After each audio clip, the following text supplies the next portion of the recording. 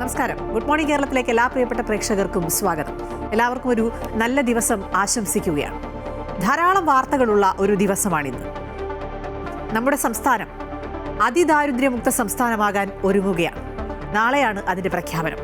ഒപ്പം ദേശീയ രാഷ്ട്രീയത്തിലേക്ക് വന്നാൽ ബീഹാർ തെരഞ്ഞെടുപ്പാണ് ഏറ്റവും പ്രധാനപ്പെട്ട ചർച്ചാ വിഷയം. അതിൽ തന്നെ NDAയുടെ പ്രകടന പത്രിക ഇന്ന് പുറത്തു വരികയാണ്. മഹാഗഡ്ബന്ധൻ നേരത്തെ പ്രകടന പത്രിക പുറത്തിറക്കിയിരുന്നു. സ്ത്രീകൾക്കും കർഷകർക്കുമായിട്ടുള്ള നിരവധി പ്രഖ്യാപനങ്ങൾ മഹാഗഡ്ബന്ധന്റെ ഈ പ്രകടന പത്രികയിൽ ഉണ്ടായിരുന്നു. അതുകൊണ്ട് തന്നെ അതിനേക്കാൾ കൂടുതൽ എന്തൊക്കെ തരത്തിലുള്ള ഒരു പ്രഖ്യാപനങ്ങളാണ് ഈ NDAയുടെ പ്രകടന പത്രികയിൽ ഉണ്ടാവുക എന്നുള്ളതാണ് എല്ലാവരും ഉറ്റുനോക്കുന്നത്. ഏതായാലും സമഗ്ര വാർത്തകളിലേക്ക് വരാം. ആദ്യം തലക്കെട്ട്.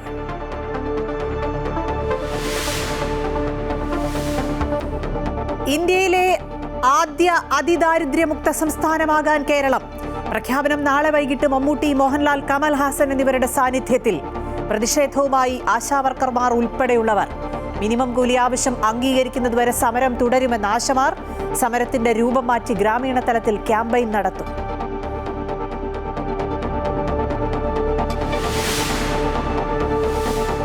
ശബരിമല സ്വർണ്ണക്കൊള്ള കേസിൽ രണ്ടാം പ്രതി മുരാരി ബാബുവിന്റെ കസ്റ്റഡി കാലാവധി ഇന്ന് അവസാനിക്കും. പ്രത്യേക അന്വേഷണ സംഘം റാന്നി കോടതിയിൽ ഹാജരാക്കും. ഉണ്ണികൃഷ്ണൻ പോറ്റിയെ അടുത്തയാഴ്ച സന്നിധാനത്തെത്തിച്ച് തെളിവെടുക്കും. നരേഷ്, ഗോവർദ്ധൻ എന്നിവരെയും ചോദ്യം ചെയ്യും.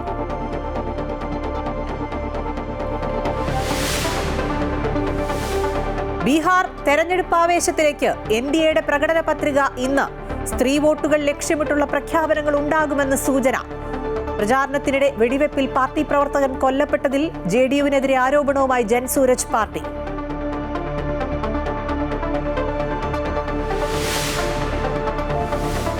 താമരശ്ശേരിയിലെ ഫ്രഷ് കട്ട് അറവ് മാലിന്യ സംസ്കരണ പ്ലാന്റ് ഇന്ന് തുറക്കുന്നത് കർശന ഉപാധികളോടെ.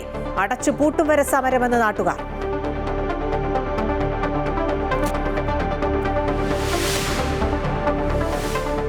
വന്യമൃഗഭീതിയിൽ പത്തനംതിട്ട ജില്ലയിലെ മലയോര മേഖല. ആനയ്ക്കും പുലിക്കും പുറമെ കടുവയുടെ സാന്നിധ്യം കൂടി സ്ഥിരീകരിച്ചതോടെ ആശങ്കയിലായി പ്രദേശവാസികൾ. വന്യമൃഗശല്യത്തിന് അടിയന്തര പരിഹാരം വേണമെന്ന് കർഷകർ.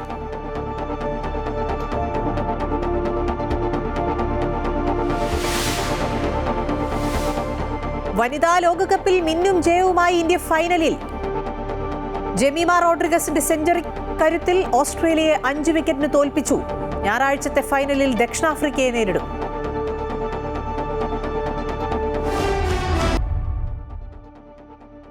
തുടക്കത്തിൽ സൂചിപ്പിച്ച വാർത്തയിലേക്കാണ് ആദ്യം. ഇന്ത്യയിലെ ആദ്യ അതിദാരിദ്ര്യമുക്ത സംസ്ഥാനമാകാൻ ഒരുങ്ങുകയാണ് നമ്മുടെ സംസ്ഥാനം. തിരുവനന്തപുരം സെൻട്രൽ സ്റ്റേഡിയത്തിൽ നാളെ വൈകിട്ട് നടക്കുന്ന ചടങ്ങിൽ മുഖ്യമന്ത്രിയാണ് പ്രഖ്യാപനം നടത്തുക. ചലച്ചിത്ര താരങ്ങളായ കമൽ ഹാസൻ, മമ്മൂട്ടി, മോഹൻലാൽ എന്നിവരുടെ സാന്നിധ്യത്തിലായിരിക്കും പ്രഖ്യാപനം. പ്രഖ്യാപനത്തിനെതിരെ ആശാവർക്കർമാരും വിവിധ കർഷക സംഘടനകളും രംഗത്തെത്തിയിട്ടുണ്ട്. ആശമാരുടെ സമരം ഇന്ന് 265 ദിവസത്തിലേക്ക് നീങ്ങുകയാണ്. മിനിമം കൂലി ആവശ്യം അംഗീകരിക്കുന്നതുവരെ സമരം തുടരുമെന്നാണ് ആശമാരുടെ നിലപാട്. നാളെ മുതൽ സമരത്തിന്റെ രൂപം മാറ്റുകയാണ്. ഗ്രാമീണ തലത്തിൽ മറ്റു തരത്തിലേക്കുള്ള ക്യാമ്പയിൻ, അതായത് സാധാരണക്കാരുടെ ഇടയിലേക്ക് കൂടി ഇറങ്ങിച്ചെന്നുള്ള ഒരു ക്യാമ്പയിനിലേക്ക് ആശമാർ പോവുകയാണ്. ഈ വാർത്തയുടെ വിശദാംശങ്ങൾ തിരുവനന്തപുരത്ത് നിന്ന് രജിത് കുമാർ നൽകും.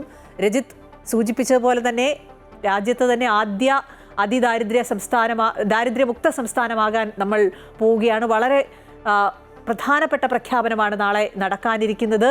വളരെ അഭിമാനത്തോടു കൂടി നമ്മൾ അത് ഉയർത്തി പറയേണ്ടതുണ്ട്. പക്ഷേ അതിൽ എവിടെയൊക്കെയോ ചില കല്ലുകടികളുണ്ട് എന്ന് കൂടി മനസ്സിലാക്കുന്നു. വിവരങ്ങൾ.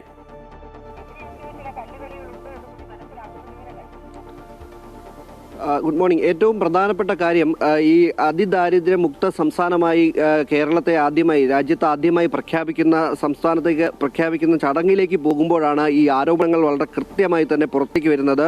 ആ നീക്കത്തിനെതിരെ ആളുകൾ ശക്തമായി തന്നെ രംഗത്തേക്ക് എത്തിയിട്ടുണ്ട്. കൃത്യമായ കണക്കുകളോ എന്തെങ്കിലും ഡേറ്റകളോ ഒന്നും തന്നെ, പഠന റിപ്പോർട്ടുകളോ അടക്കം ഒന്നും തന്നെ ഇല്ലാതെയാണ് സംസ്ഥാന സർക്കാർ ഈ ഒരു നടപടിയിലേക്ക് പോകുന്നത് എന്നതാണ് ഏറ്റവും പ്രധാനപ്പെട്ട കാര്യം. അങ്ങനെ എന്തെങ്കിലും ഉണ്ടെങ്കിൽ അത് പുറത്തു വിട്ടുകൊണ്ട് വേണം സംസ്ഥാന സർക്കാർ ഈ പഠന റിപ്പോർട്ടുകൾ ഉണ്ടെങ്കിൽ ആ പഠന റിപ്പോർട്ടുകൾ പുറത്തുവിടണമെന്ന ആവശ്യമാണ് ഇതിനോടകം തന്നെ ഉയർന്നു വന്നിരിക്കുന്നത്. തെരഞ്ഞെടുപ്പ് മുന്നിൽ കണ്ടുകൊണ്ടാണ് സർക്കാർ ഈ ഒരു നടപടിയുമായി മുന്നിലേക്ക് പോകുന്നത് എന്ന ആരോപണമാണുള്ളത്. വലിയൊരു ആശങ്ക ഇക്കാര്യത്തിൽ നിലനിൽക്കുന്നുണ്ട്. അതിൽ ഏറ്റവും പ്രധാനപ്പെട്ട കാര്യമെന്ന് പറയുന്നത്, ഇത്തരത്തിലുള്ള ഒരു പ്രഖ്യാപനം കാരണം മഞ്ഞക്കാർഡുള്ള കേന്ദ്ര സഹായം ലഭിക്കുന്ന ആളുകളുണ്ട്. അത് അന്ത്യോദയ അന്നയോജന പദ്ധതിയിൽ ഉൾപ്പെട്ടിട്ടുള്ള ആളുകളാണ്. അതിൽ തന്നെ അതിദാരിദ്ര്യ വിഭാഗത്തിൽ കേരളത്തിൽ നിന്ന് തന്നെ 5.1 1.92 ലക്ഷം കുടുംബങ്ങളാണ് ഉൾപ്പെട്ടിട്ടുള്ളത്. അവർ ആ കുടുംബങ്ങളിലായി 19,31,658 കണക്കുകൾ സഹിതമാണ് ആരോപണങ്ങൾ ഉന്നയിക്കപ്പെട്ടിരിക്കുന്നത്. ഇത്രയും അംഗങ്ങൾക്ക്, ഇത്രയും കുടുംബങ്ങൾക്കാണ് 2 രൂപ 1 രൂപ സൗജന്യ നിരക്കിലടക്കം ഗോതമ്പും അരിയും ലഭ്യമാക്കുന്ന പദ്ധതി ഉള്ളത്. ആ പദ്ധതിയിലൂടെ ലഭിക്കുന്ന ധാന്യം അത് ഇനി ലഭിക്കാതെ ആകും എന്ന ഒരു കാര്യം മുന്നോട്ട് ചൂണ്ടിക്കാണിക്കുന്നുണ്ട്. അതിൽ തന്നെ ഈ 5,92,000 കുടുംബങ്ങൾ ഉള്ളതിൽ ആ കണക്ക് തന്നെ വളരെ 64,006 കുടുംബങ്ങളായി കുറഞ്ഞിരിക്കുന്നു എന്നാണ് സംസ്ഥാന സർക്കാർ പറയുന്നത്. അത് എന്തിൻ്റെ അടിസ്ഥാനത്തിലാണ്, എന്തു പഠനമാണ് സർക്കാർ ഇക്കാര്യത്തിൽ നടത്തിയിട്ടുള്ളത് എന്ന ഒരു ചോദ്യം മുന്നോട്ട് വെക്കുന്നുണ്ട്. ഈ ആശങ്കയൊക്കെ ഉയർത്തിക്കൊണ്ട് തന്നെ സംസ്ഥാനത്തെ സാമ്പത്തിക വിദഗ്ധരും സാമൂഹ്യ പ്രവർത്തകരും അടക്കമുള്ളവർ ഏകദേശം 23ഓളം പേർ മുഖ്യമന്ത്രിക്ക് ഇതിനോടകം തന്നെ കത്ത് നൽകിയിട്ടുണ്ട്. ആ കത്തിന് മറുപടി നൽകണം എന്ന ആവശ്യമാണ് ഇവർ മുന്നോട്ട് വെക്കുന്നത്. ഒപ്പം തന്നെ സംസ്ഥാനത്ത് ഏകദേശം 1.16 ലക്ഷം കുടുംബങ്ങളിലായി 4.85 ലക്ഷത്തോളം വനവാസി കുടുംബങ്ങളാണ്. വനവാസി കുടുംബങ്ങളിൽ ഉൾപ്പെട്ട ആളുകളുണ്ട്. ആ വനവാസി കുടുംബങ്ങളിൽ ഇത്തരത്തിൽ അരി റേഷൻ പറ്റുന്ന ആളുകളുടെ എണ്ണം 6,400 കുറഞ്ഞു. അതെങ്ങനെയാണ് ഈ 6,400 വളരെ പെട്ടെന്ന് കുറഞ്ഞത്? അതിൻ്റെ കണക്കുകൾ എന്താണ്? അതാണ് ഇവർ മുന്നോട്ട് വെച്ചിരിക്കുന്നത്. മറ്റൊരു പ്രധാനപ്പെട്ട കാര്യമുള്ളത്, ആശാ വർക്കർമാരുടെ സമരം നേരത്തെ സൂചിപ്പിച്ചതുപോലെ തന്നെ 264 ദിവസം പിന്നിട്ടിരിക്കുന്നു. അവർക്ക് തന്നെ 233 രൂപയാണ് ദിവസവേതനമായി ലഭിക്കുന്നത്. അങ്ങനെ അസംഘടിത മേഖലയിലടക്കം ജോലി ചെയ്യുന്ന ആളുകൾക്ക് ഏത് തരത്തിലാണ് ഇവർ പെട്ടെന്ന് അതിദാരിദ്ര്യരല്ലാതെ അല്ലെങ്കിൽ ദാരിദ്ര്യ സമൂഹത്തിൽപ്പെട്ടവർ അല്ലാതായി മാറിയത് എന്ന ആരോപണമാണ്, അല്ലെങ്കിൽ എന്ന കാര്യമാണ് ഇവർ മുന്നോട്ട് വെക്കുന്നത്. അതിന് വേണ്ട കണക്കുകളോ ഇല്ലെങ്കിൽ ഡേറ്റകളോ ഉൾപ്പെടെയുള്ള കാര്യങ്ങളോ സർക്കാർ പുറത്തുവിട്ടുകൊണ്ട് വേണം ഈ ഒരു പ്രഖ്യാപനത്തിലേക്ക് പോകാൻ. അത് കൃത്യമായി രജിത്, ശരി, അത്തരത്തിൽ കൃത്യമായ കണക്കുകൾ ഒരുപക്ഷെ സർക്കാർ ഈ ആരോപണങ്ങൾ ഉയർന്ന പശ്ചാത്തലത്തിൽ പുറത്തു വിട്ടേക്കും. പക്ഷെ മറ്റൊരു പ്രധാനപ്പെട്ട കാര്യം രജിത് നേരത്തെ സൂചിപ്പിച്ച പോലെ ആശാവർക്കർമാരുടെ സമരം അത് വളരെ വളരെ വളരെ മുന്നോട്ട് പോവുകയാണ്. പക്ഷേ മനസ്സിലാക്കുന്നതനുസരിച്ച് രാപ്പകൽ സമരം മതിയാക്കി ഈ ഗ്രാമീണ മേഖലയിലേക്ക് കൂടുതൽ ഇറങ്ങിച്ചെന്ന് ക്യാമ്പയിൻ നടത്തുന്ന തരത്തിലേക്ക് ആശാവർക്കർമാർ മാറുകയാണെന്നാണ് കരുതുന്നത്. അത് സംബന്ധിച്ച വിവരങ്ങൾ കൂടി. കൃത്യമായി ഈ ഒരു ആരോപണം മുന്നോട്ട് വെക്കുന്നതോടൊപ്പം തന്നെയാണ് ഈ ആശാ വർക്കർമാരുടെ സമരം ഒത്തുതീർപ്പാക്കുന്നതിന്റെ ഭാഗമായി സംസ്ഥാന സർക്കാർ ഇടപെടാതിരിക്കുന്ന ഒരു കാര്യം നേരത്തെ മുതൽ തന്നെ ഉള്ളത്. 264 ദിവസത്തേക്ക് സമരം നീണ്ടുപോയ ഒരു സാഹചര്യം അതിപ്പോഴും തുടരുന്നു. പക്ഷേ 1000 രൂപയുടെ വർധനവ് സംസ്ഥാന സർക്കാർ തെരഞ്ഞെടുപ്പ് മുന്നിൽ കണ്ടുകൊണ്ടാണെങ്കിൽ കൂടിയും നടപ്പാക്കാനായി പ്രഖ്യാപിച്ചിട്ടുണ്ട്. 1000 രൂപയുടെ വർധനവിന്റെ ക്രെഡിറ്റ് ഏറ്റെടുക്കുന്നതിന് വേണ്ടി CITU-ന്റെയും അതുപോലെ തന്നെ ഇപ്പോൾ സമരം നടത്തുന്ന ആശാ വർക്കർമാരും തമ്മിൽ ഒരു വാക്പോര് തന്നെ തുടരുന്ന ഒരു സാഹചര്യമുണ്ട്. കാരണം ആശാ വർക്കർമാർ പറയുന്നത് തങ്ങളുടെ സമരത്തിന്റെ ഭാഗമായി തന്നെയാണ് ഈ ഒരു തുക വർദ്ധിപ്പിക്കാനുള്ള ഒരു സാഹചര്യം ഉണ്ടായിട്ടുള്ളതെന്ന് അവർ പറയുന്നു. ഒപ്പം തന്നെ സർക്കാരിന് അഭിവാദ്യം അർപ്പിച്ചുകൊണ്ട് ഇന്ന് CITU-ന്റെ ആശാ വർക്കർമാരുടെ നേതൃത്വത്തിൽ സെക്രട്ടേറിയറ്റിന് മുന്നിൽ ആഹ്ലാദ പ്രകടനമടക്കം സംഘടിപ്പിക്കുന്നുണ്ട്. രാവിലെ 10 മണിയോടുകൂടി ആഹ്ലാദ പ്രകടനം സംഘടിപ്പിക്കുമെന്നാണ് അറിയിച്ചിട്ടുള്ളതും. ഏറ്റവും പ്രധാനപ്പെട്ട കാര്യം, ആശാ വർക്കർമാർ സമരവുമായി മുന്നോട്ട് പോവുക തന്നെയാണ്. തങ്ങളുടെ ആവശ്യം 27,000 രൂപ തങ്ങൾക്ക് ഓണറേറിയം ഒരു മാസം ലഭിക്കണമെന്ന ആവശ്യമായിരുന്നു അവർ മുന്നോട്ട് വെച്ചത്. 5 ലക്ഷം രൂപയുടെ സഹായം, അത് ജോലിയിൽ നിന്ന് പിരിഞ്ഞു പോകുമ്പോൾ തങ്ങൾക്ക് ലഭിക്കേണ്ട 5 ലക്ഷം രൂപയുടെ സഹായമുണ്ട്, അതും ലഭിക്കണം എന്ന കാര്യമാണ് ഇവർ മുന്നോട്ട് വെച്ചത്. അതിൽ ഉറച്ചു നിൽക്കുകയാണ്. അതിന്റെ ഭാഗമായി തന്നെ അവർ സമരം ശക്തമാക്കാൻ തീരുമാനിച്ചിട്ടുണ്ട്. ഒരു പക്ഷേ നേരത്തെ സൂചിപ്പിച്ചതുപോലെ തന്നെ ഇപ്പോൾ സെക്രട്ടേറിയറ്റിന് മുന്നിലുള്ള കുടിൽ കെട്ടിയുള്ള സമരം അവസാനിപ്പിച്ചേക്കാം. നാളെയാണ് അത് സംബന്ധിച്ചുള്ള കൂടുതൽ പ്രഖ്യാപനങ്ങളടക്കം ഉണ്ടാവുക എന്നും അവർ വ്യക്തമാക്കിയിട്ടുണ്ട്. നാളെ അവർ പ്രതിഷേധ സംഗമം സംഘടിപ്പിക്കുന്നുണ്ട്. അതിനോടൊപ്പം തന്നെ പ്രതിജ്ഞാ റാലി അടക്കം, സമര പ്രതിജ്ഞാ റാലി അടക്കം നാളെ സംഘടിപ്പിക്കും. അതിന്റെ ഭാഗമായി ബാക്കി സമരത്തിന്റെ മറ്റു രൂപങ്ങൾ അല്ലെ മറ്റു രീതിയിൽ സമരം ഏത് രീതിയിലാണ് അടുത്ത ഘട്ടത്തിലേക്ക് നീങ്ങുന്നത് എന്ന പ്രഖ്യാപനം അടക്കം ഉണ്ടാകും. അത് നാളെ ഉണ്ടാവും. അത്തരത്തിൽ ആശാ വർക്കർമാർ തങ്ങളുടെ സമരവുമായി മുന്നോട്ട് പോവുകയാണ്. അതിൽ ഏറ്റവും പ്രധാനപ്പെട്ട കാര്യം, വരുന്ന തദ്ദേശ സ്വയംഭരണ തെരഞ്ഞെടുപ്പിൽ LDF-നെ പ്രതിനിധീകരിക്കുന്ന ആളുകൾക്കെതിരെ പ്രവർത്തിക്കാനാണ് അവർ തീരുമാനിച്ചിട്ടുള്ളത്. അവർ ഓരോ പഞ്ചായത്തുകളിലും LDF-ന്റെ പ്രതിനിധീകരിക്കുന്ന സ്ഥാനാർത്ഥികൾക്കെതിരെ തങ്ങൾക്ക് തുക വർദ്ധിപ്പിച്ച് നൽകാത്ത അവർക്കെതിരെയുള്ള പ്രവർത്തനങ്ങളുമായി രംഗത്തേക്ക് എത്തും എന്നാണ്. വീട് കയറിയുള്ള പ്രചാരണ പ്രവർത്തനങ്ങൾക്ക് തന്നെയാണ് അവർ മുന്നോട്ട് പോകുന്നത്. അത്തരത്തിലുള്ള പ്രചാരണ പരിപാടികൾക്കും ആശാ വർക്കർമാർ, കേരള ആശാ ഹെൽത്ത് വർക്കേഴ്സ് അസോസിയേഷനാണ് ഇത്തരത്തിലുള്ള ഒരു പ്രചാരണവുമായി വരും ദിവസങ്ങളിൽ തെരഞ്ഞെടുപ്പിൽ LDF-നെ വെല്ലുവിളിയാക്കാൻ പോകുന്നത്.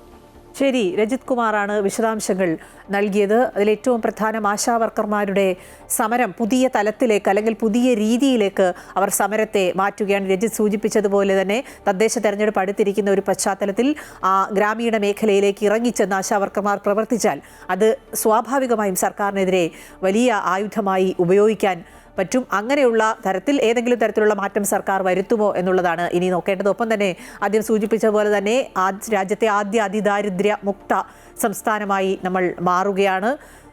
മലയാളത്തിൻ്റെ അഭിമാനമായ മമ്മൂട്ടിയും മോഹൻലാലും കമൽഹാസൻ അടക്കമുള്ളവരുടെ ഒരു സാന്നിധ്യത്തിലാണ് ആ പ്രഖ്യാപനം ഉണ്ടാകുക. അവരുടെ ഒരു സാന്നിധ്യം ഉള്ളതുകൊണ്ട് തന്നെ ഇവർക്ക് 3 പേർക്കും ആശാവർക്കർമാർ നേരത്തെ കത്തൊക്കെ എഴുതിയിട്ടുണ്ട്. അതിദാരിദ്ര്യമുക്ത സംസ്ഥാനമാണോ ഇത് എന്നുള്ള ഒരു ചോദ്യം ഉയർത്തിക്കൊണ്ട്. ഏതായാലും ആ പ്രഖ്യാപനത്തിന് വേണ്ടി നമ്മൾ കാത്തിരിക്കുകയാണ്. ഒപ്പം ആശമാരുടെ കാര്യത്തിൽ മറ്റെന്തെങ്കിലും തരത്തിലുള്ളൊരു നിലപാടിലേക്ക്, ഓണറേറിയം 1000 രൂപ വർദ്ധിപ്പിച്ചതിനപ്പുറത്തേക്ക് ഏതെങ്കിലും തരത്തിലുള്ള നിലപാടിലേക്ക് സർക്കാർ പോകുമോ എന്നുള്ളതുകൂടി അറിയേണ്ടതുണ്ട്. വളരെ പ്രധാനപ്പെട്ട മറ്റൊരു വാർത്തയിലേക്ക്. മുഖ്യമന്ത്രിയുടെ ഖത്തർ സന്ദർശനം തുടരുകയാണ്. കേരളത്തിലെ ജനപ്രിയ പ്രഖ്യാപനങ്ങളെക്കുറിച്ച് ഖത്തറിലെ പ്രവാസികളോട് മുഖ്യമന്ത്രി സംസാരിച്ചു. ക്ഷേമ പെൻഷൻ വർദ്ധിപ്പിച്ചത് മുഖ്യമന്ത്രി എടുത്തു പറയുന്ന ഒരു സാഹചര്യമാണ് ഉണ്ടായത്. വികസിത രാഷ്ട്രങ്ങളിലെ മധ്യവർഗ വരുമാനമുള്ള രാഷ്ട്രങ്ങളുടെ നിലവാരത്തിലേക്ക് കേരളത്തെ എത്തിക്കാനുള്ള ശ്രമങ്ങളാണ് നടക്കുന്നത് എന്നാണ് മുഖ്യമന്ത്രി പറഞ്ഞത്. അസാധ്യമായത് ഒന്നും മുന്നിലില്ല എന്നും മുന്നോട്ട് പോക്കിന് ഒന്നും ഒരു തടസ്സമല്ല എന്നുകൂടി മുഖ്യമന്ത്രി പറയുകയാണ്. ഖത്തറിലെ ദോഹയിൽ ലോക കേരള സഭയും മലയാള മിഷനും ചേർന്ന് സംഘടിപ്പിച്ച പ്രവാസി മലയാളി സംഗമത്തിലായിരുന്നു മുഖ്യമന്ത്രി ഇക്കാര്യങ്ങൾ വ്യക്തമാക്കിയത്. ഒപ്പം തന്നെ ഖത്തർ അന്താരാഷ്ട്ര സഹകരണ സഹമന്ത്രിക്ക് ഷീൽഡ് ഓഫ് ഹ്യൂമാനിറ്റി മാനുഷികതാ പുരസ്കാരം മുഖ്യമന്ത്രി സമ്മാനിച്ചു. മാനുഷിക മേഖലയിലെ പ്രവർത്തനങ്ങൾക്കുള്ള ആദരവായാണ് ബഹുമതി നൽകിയത്. ഖത്തറിലെ കേരളീയ സമൂഹത്തിന് നൽകുന്ന പിന്തുണയ്ക്കും മാനുഷിക പ്രവർത്തനങ്ങൾക്കും അദ്ദേഹം നന്ദി അറിയിക്കുകയും ചെയ്തു. ഒപ്പം ഖത്തറിലെത്തിയ മുഖ്യമന്ത്രി ചില നിർണായക കൂടിക്കാഴ്ചകളും നടത്തിയിട്ടുണ്ട്.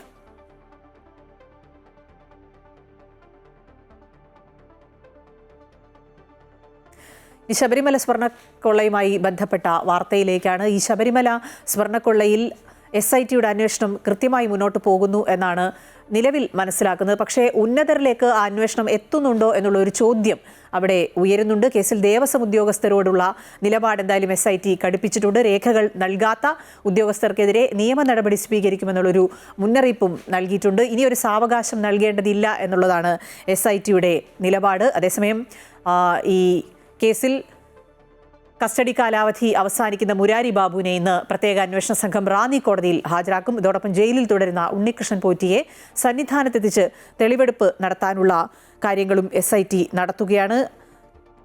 പത്തനംതിട്ടയിൽ നിന്നും കണ്ണൻ ദേവി വാർത്തയുടെ വിശദാംശങ്ങൾ നൽകും. കണ്ണൻ, ശബരിമല സ്വർണ്ണക്കൊള്ളയുമായി ബന്ധപ്പെട്ട് കൃത്യമായ അന്വേഷണം SITയുടെ ഭാഗത്തു നിന്ന് നടക്കുന്നുണ്ട് എന്നാണ് മനസ്സിലാക്കുന്നത്. ഇപ്പോൾ ഈ കസ്റ്റഡി കാലാവധി അവസാനിച്ച് മുരാരി ബാബുവിനെ ഇന്ന് കോടതിയിൽ ഹാജരാക്കുകയാണ്. വീണ്ടും കസ്റ്റഡി ആവശ്യപ്പെടാനുള്ള ഒരു സാധ്യതയുണ്ടോ? അല്ലെങ്കിൽ മുരാരി ബാബുവിൽ നിന്നും ലഭിക്കാവുന്ന വിവരങ്ങളൊക്കെ SITക്ക് കിട്ടിയിട്ടുണ്ടോ? തീർച്ചയായും മഹിള, ഈ മുരാരി ബാബുവിന്റെ 4 ദിവസത്തെ കസ്റ്റഡിയിൽ കൃത്യമായ വിവരങ്ങൾ അന്വേഷണ സംഘത്തിന് കിട്ടിയെന്ന് തന്നെയാണ് മനസ്സിലാക്കുന്നത്. അതായത് ഇതിൽ ഉന്നതരുടെ പങ്കടക്കം മുരാരി ബാബുവിന് കൃത്യമായി അറിയാം. അത്തരത്തിലുള്ള വിവരങ്ങൾ പ്രത്യേക അന്വേഷണ സംഘത്തിന് ലഭിച്ചു എന്നാണ് കരുതുന്നത്. ഇന്നിപ്പോൾ മുരാരി ബാബുവിന്റെ കസ്റ്റഡി കാലാവധി അവസാനിക്കുകയാണ്. അതിനാൽ തന്നെയാണ് റാന്നി കോടതിയിൽ ഹാജരാക്കുന്നത്.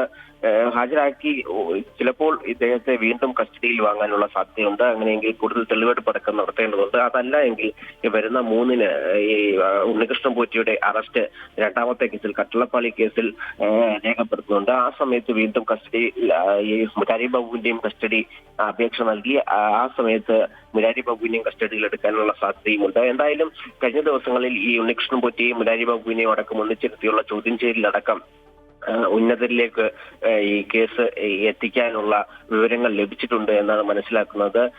ആ സമയത്ത് ദേവസ്വം ഭാരവാഹികളുടെയും ദേവസ്വം ഉദ്യോഗസ്ഥരുടെയും ഒക്കെ വിവരങ്ങൾ ശേഖരിച്ചിട്ടുണ്ട്. അവർക്ക് ഇതിൽ എത്രത്തോളമാണ് ഇവരുടെ പങ്ക് എന്നതടക്കം അന്വേഷണ സംഘത്തിന് കൃത്യമായ വിവരങ്ങൾ ലഭിച്ചു എന്നാണ് മനസ്സിലാക്കുന്നത്. അങ്ങനെയെങ്കിൽ പത്മകുമാർ അടക്കമുള്ളവരെ ചോദ്യം ചെയ്യുന്നതിലേക്ക് ഇനി അന്വേഷണ സംഘം കടക്കും. എന്തായാലും ഈ സ്വർണ്ണക്കൊള്ള കേസിൽ ഈ മുരാരി ബാബുവിന്റെ പങ്ക് വലിയ രീതിയിലാണ്. അദ്ദേഹമാണ് പ്രധാനമായി ഈ കേസിലെ ഗൂഢാലോചനയ്ക്ക് കൂട്ടുനിന്നത്.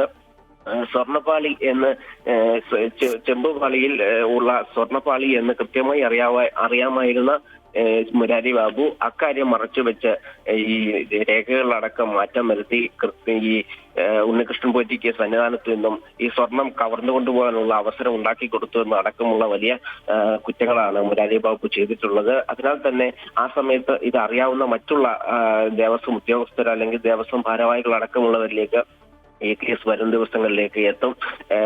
അത്തരത്തിലുള്ള അന്വേഷണമാണ് ഈ SIT ഇപ്പോൾ നടത്തുന്നത്. അഖില. ശരി, കണ്ണൻ ദേവാണ് വിശദാംശങ്ങൾ നൽകിയത്. ഇന്നിപ്പോൾ റാന്നി കോടതിയിൽ ഹാജരാക്കുന്ന മുരാരി ബാബുവിനെ വീണ്ടും കസ്റ്റഡിയിൽ ആവശ്യപ്പെടുമോ എന്നുള്ള കാര്യത്തിലൊക്കെ വ്യക്തത വരേണ്ടതുണ്ട്. എന്തായാലും SIT അന്വേഷണം ശക്തമായി തന്നെ മുന്നോട്ട് പോവുകയാണ്. ഇനി കഴിഞ്ഞ ഒരു ദിവസം നമ്മൾ വലിയ ജനകീയ സമരമാണ് താമരശ്ശേരിയിൽ കണ്ടത്.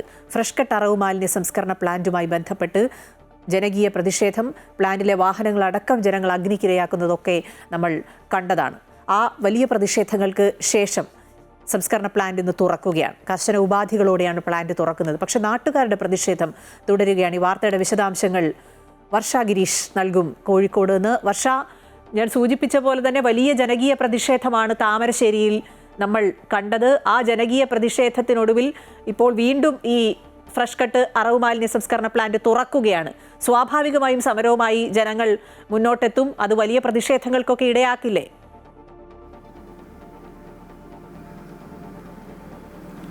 അതെ അഖില, തീർച്ചയായും ഫ്രഷ് കട്ട് പൂർണ്ണമായി അടച്ചുപൂട്ടണമെന്ന് തന്നെയാണ് സമരസമിതിയുടെ ആവശ്യം. ഈ ആവശ്യവുമായി തന്നെയാണ് കഴിഞ്ഞ 21-ാം തീയതി അവർ പ്രതിഷേധവുമായി ഫ്രഷ് കട്ടിന് മുമ്പിൽ എത്തിയത്. താമരശ്ശേരി അമ്പായത്തോടിലെ ഈ ഒരു അറവ് മാലിന്യ സംസ്കരണ കേന്ദ്രം കാരണം തങ്ങൾക്ക് ജീവിക്കാൻ കഴിയുന്നില്ല എന്നുള്ളതായിരുന്നു പ്രദേശവാസികളുടെ ഏറ്റവും പ്രധാനപ്പെട്ട ആരോപണം. ഇവിടെ നിന്നും വമിക്കുന്ന ദുർഗന്ധം കാരണം തങ്ങൾക്ക് ജീവിക്കാൻ കഴിയാത്ത അവസ്ഥയാണെന്നും പ്രദേശവാസികൾ ആരോപിച്ചിരുന്നു. ഇതെല്ലാം ചൂണ്ടിക്കാട്ടിയാണ് അന്ന് കഴിഞ്ഞ 21-ാം തീയതി പ്രതിഷേധക്കാർ ഈ കമ്പനിക്ക് മുമ്പിൽ എത്തിയത്. എന്നാൽ അന്നത് വലിയ സംഘർഷത്തിലേക്ക് കടക്കുകയായിരുന്നു. സംഘർഷത്തിൽ കമ്പനിക്ക് ഒരുപാട് നാശനഷ്ടങ്ങൾ ഉണ്ടായിട്ടുണ്ട്. 13ഓളം വാഹനങ്ങൾ നശിച്ചിട്ടുണ്ട്. അതോടൊപ്പം തന്നെ ഫാക്ടറിക്ക് ഒരുപാട് കേടുപാടുകളും സംഭവിച്ചു. ഇതിനെല്ലാം ശേഷം സമവായ ചർച്ചകൾക്കെല്ലാം ഒടുവിലാണ് ഇപ്പോൾ ഈ ഒരു ഫാക്ടറി, അതായത് ഈ ഒരു അറവ് മാലിന്യ കേന്ദ്രം തുറന്ന് പ്രവർത്തിക്കാനുള്ള തീരുമാനമായത്.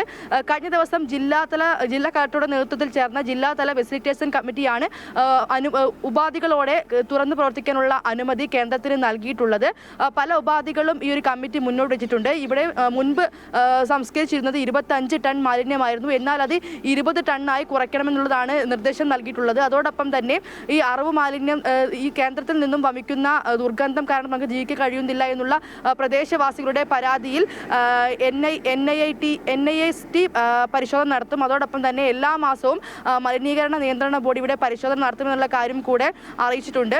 മറ്റൊരു പ്രധാനപ്പെട്ട കാര്യം, കൂടുതൽ പഴകിയ രീതിയിലുള്ള അറവ് മാലിന്യങ്ങൾ സംസ്കരിക്കരുത്, ആളുകൾക്ക് ബുദ്ധിമുട്ടുണ്ടാക്കുന്ന രീതിയിലുള്ള യാതൊരു നടപടിയും ഉണ്ടാകരുത് എന്നുള്ള കാര്യം കൂടെ നിർദ്ദേശിച്ചിട്ടുണ്ട്. മറ്റൊരു പ്രധാനപ്പെട്ട കാര്യം, വൈകിട്ട് 6 മണി മുതൽ രാത്രി 12 മണി വരെ പ്രവർത്തിക്കാൻ പാടില്ല എന്നുള്ള നിർദ്ദേശം കൂടി ഈ ഒരു കേന്ദ്രത്തിന് നൽകിയിട്ടുണ്ട്. അങ്ങനെ പല ഉപാധികളോടും കൂടിയാണ് അറവ് മാലിന്യ സംസ്കരണ പ്ലാന്റ് ഇന്ന് മുതൽ പ്രവർത്തിച്ചു തുടങ്ങുന്നത്. എന്നാൽ പ്രതിഷേധവുമായി മുന്നോട്ട് പോകാൻ തന്നെയാണ് പ്രദേശവാസികളുടെ തീരുമാനം. കാരണം തങ്ങൾക്ക് ഈ ഒരു മാലിന്യ കേന്ദ്രത്തിൽ നിന്നും വരുന്ന ദുർഗന്ധം കാരണം ജീവിക്കാൻ കഴിയുന്നില്ല എന്നുള്ളതാണ് ഇവരുടെ ഏറ്റവും പ്രധാനപ്പെട്ട ആരോപണം. അതുകൊണ്ട് തന്നെ സമരവുമായി മുന്നോട്ട് പോകാൻ തന്നെയാണ് സമരസമിതിയുടെ തീരുമാനം. ഈ സമരം ഇന്നും ഇന്നലെയും തുടങ്ങിയതല്ല.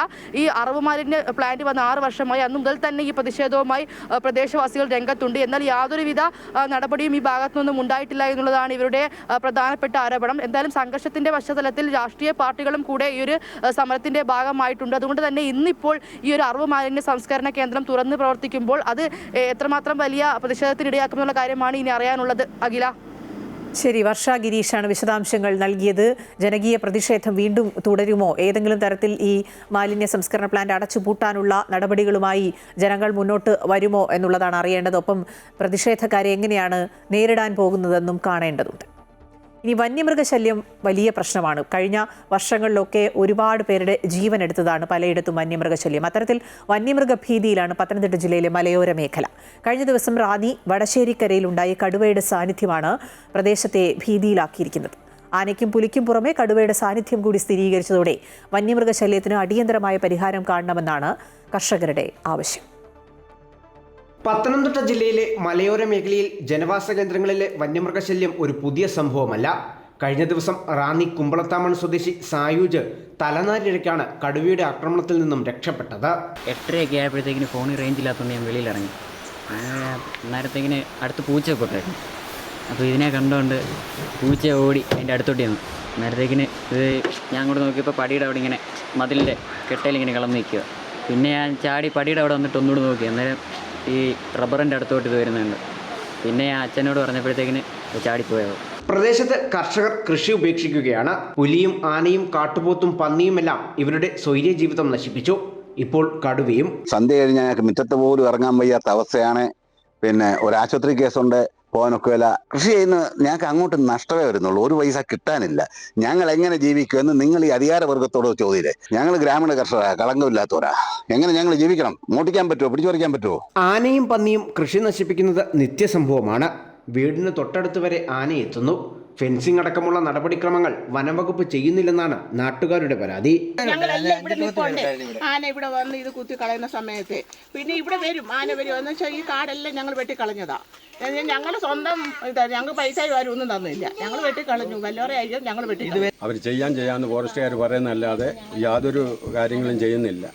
ഓരോ പ്രാവശ്യവും കഴിഞ്ഞ പ്രാവശ്യം ഇതുകൊണ്ട് ഫോറസ്റ്റ് വണ്ടികളെ നാട്ടുകാരെല്ലാം കൂടി ഒന്ന് തടഞ്ഞ് കാര്യങ്ങൾ ചോദിച്ചപ്പോൾ അവർ പറഞ്ഞു മിറ്റ ഉത്സവം എല്ലാം ശരിയാക്കാമെന്ന് പറയുന്നു. പിന്നെ അത് കഴിഞ്ഞിട്ട് യാതൊരു നടപടികളും ഇതുവരെ സ്വീകരിച്ചിട്ടില്ല. തിങ്കളാഴ്ച വൈകിട്ടാണ് സ്വകാര്യ വ്യക്തിയുടെ പോത്തിനെ കടുവ ആക്രമിച്ചു കൊന്നത്.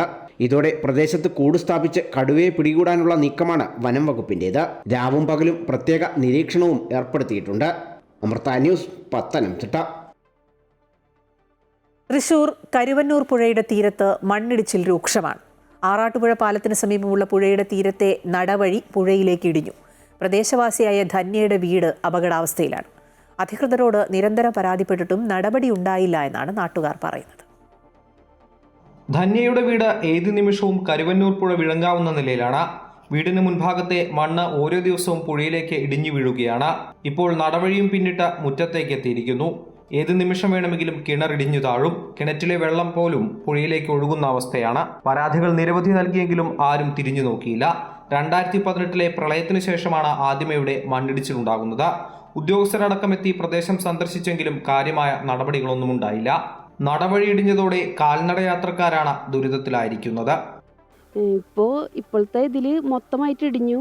ഞങ്ങൾക്ക് വെള്ളം കുടിക്കാൻ വരെ പറ്റാത്തൊരവസ്ഥയിലേക്ക് കാര്യങ്ങൾ മുന്നോട്ട് പോയിക്കൊണ്ടിരിക്കുന്നു. പരാതികൾ കൊടുത്തിട്ടുണ്ടായിരുന്നു, ഇറിഗേഷനിൽ, കളക്ടറേറ്റിൽ ഒക്കെ പരാതികൾ കൊടുത്തിട്ടുണ്ട്. പക്ഷെ ഒരു കാര്യം നമുക്ക് ഇതുവരെ നേർന്ന് കിട്ടിയിട്ടില്ല. ഇത് 2018 ശേഷമാണ് ഇത് കൂടുതലായി കാണപ്പെടുന്നത്. ഇത് വല്ലച്ചിറ പഞ്ചായത്ത്, പറപ്പൂർ പഞ്ചായത്തിലെ പ്രധാന ഒരു നടപ്പാത കൂടിയാണിത്. മണ്ണിടിഞ്ഞ പ്രദേശം വല്ലച്ചിറ പഞ്ചായത്ത് 8ാം വാർഡിലാണെങ്കിലും അതിന്റെ ബുദ്ധിമുട്ടുകൾ ഏറ്റവും അധികം അനുഭവിക്കുന്നത് പറപ്പൂക്കര പഞ്ചായത്തിലെ ജനങ്ങളാണ്. നൂറുകണക്കിന് ആളുകളാണ് ഈ വഴിയിലൂടെ കാൽനടയായി ആറാട്ടുപുഴ പാലത്തിന് സമീപമുള്ള റോഡിലേക്ക് എത്തുന്നത്. പാലത്തിന്റെ മറുഭാഗത്തുള്ള പ്രദേശത്ത് മുൻപ് സമാനമായ രീതിയിലുള്ള വഴി തന്നെയായിരുന്നു. പിന്നീട് ഇവിടെ റോഡ് വന്നതോടുകൂടി മണ്ണിടിച്ചിലടക്കം ഇല്ലാതാവുകയായിരുന്നു. അതേ രീതിയിൽ ഇവിടെയും റോഡ് നിർമ്മാണം നടത്തിയാൽ മണ്ണിടിച്ചിലിന് ശാശ്വത പരിഹാരം കാണാൻ സാധിക്കുമെന്നാണ് നാട്ടുകാർ പറയുന്നത്. അല്ലാത്തപക്ഷം ഇനിയൊരു മഴക്കെടുതി ഉണ്ടാകുമ്പോൾ ഇവിടെ പല വീടുകളും ജലാശയത്തിലേക്ക് പതിക്കുമെന്നും പ്രദേശവാസികൾ പറയുന്നു. അമൃത ന്യൂസ്, തൃശൂർ. ഗാസയിൽ സമാധാനത്തിനുള്ള വഴി എന്ത് എന്നുള്ള ചോദ്യമാണ് പ്രധാനം. ഇപ്പോൾ ഏതായാലും ബന്ദികളുടെ മൃതദേഹ കൈമാറ്റം പുനരാരംഭിച്ചിട്ടുണ്ട്. ഹമാസ് 2 ബന്ദികളുടെ മൃതദേഹങ്ങൾ കൂടി കൈമാറിയെന്ന് ഇസ്രായേൽ സൈന്യം അറിയിച്ചു. അമിറാം കൂപ്പർ, സഹർ ബറൂഖ് എന്നിവരാണ് മരിച്ച 2 പേർ എന്ന് സ്ഥിരീകരിച്ചതായും ഇസ്രായേൽ വ്യക്തമാക്കിയിട്ടുണ്ട്. റെഡ് ക്രോസ് വഴിയാണ് ഹമാസ് 2 മൃതദേഹങ്ങൾ കൈമാറിയത്. ഇതോടെ വെടിനിർത്തൽ പ്രാബല്യത്തിൽ വന്ന ശേഷം ഇതുവരെ 17 മൃതദേഹങ്ങൾ ഹമാസ് കൈമാറിയതായി ഇസ്രായേൽ പ്രധാനമന്ത്രിയുടെ ഓഫീസ് വ്യക്തമാക്കി. ഇനി 11 മൃതദേഹങ്ങളാണ് വിട്ടുകിട്ടാനുള്ളത്.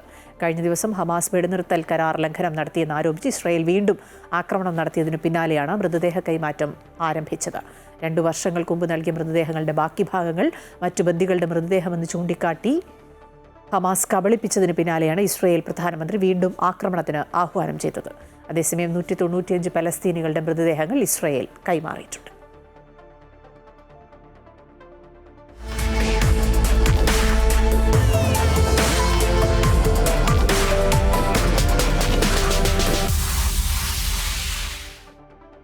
ഈ വാർത്താ ബുള്ളറ്റിൻ്റെ തുടക്കത്തിൽ സൂചിപ്പിച്ചതുപോലെ തെരഞ്ഞെടുപ്പ് ആവേശത്തിലാണ് ബീഹാർ. എങ്ങനെയും അധികാരം പിടിക്കാനുള്ള ഒരു നീക്കം തേജസ്വി യാദവിൻ്റെ ഭാഗത്തു നിന്ന് തുടരുകയാണ്. NDA സഖ്യം എന്ന പ്രകടന പത്രിക കൂടി പുറത്തിറക്കും. രാവിലെ 9:30 പാറ്റ്നയിൽ നടക്കുന്ന പരിപാടിയിൽ സഖ്യത്തിലെ എല്ലാ മുതിർന്ന നേതാക്കളും പങ്കെടുക്കുമെന്നാണ് പ്രതീക്ഷ.